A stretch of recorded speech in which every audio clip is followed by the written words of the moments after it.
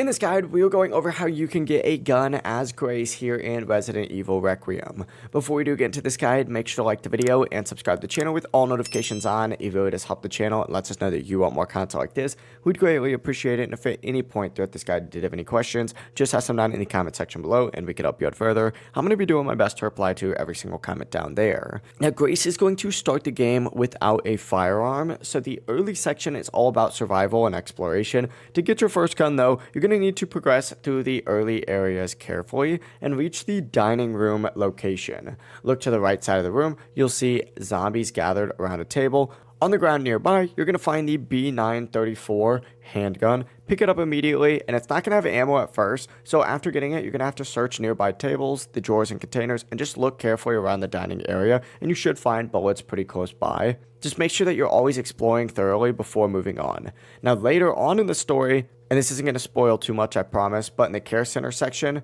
she's going to receive her signature handgun, the SNS M232. This weapon is given as a part of story progression, so you're not going to miss it. But if you're trying to get extra ammo, make sure that you're checking metal briefcases, crafting bullets once you unlock the recipe, and conserve shots early on. If you guys did have any questions, just ask them down in the comment section below and we can help you out further. I'm going to be doing my best to reply to every single comment down there. Before you do leave this guide, make sure to like the video and subscribe to the channel with all notifications on. It really does help us out and lets us know that you want more content like this. We'd greatly appreciate it. Have a great rest of your day though.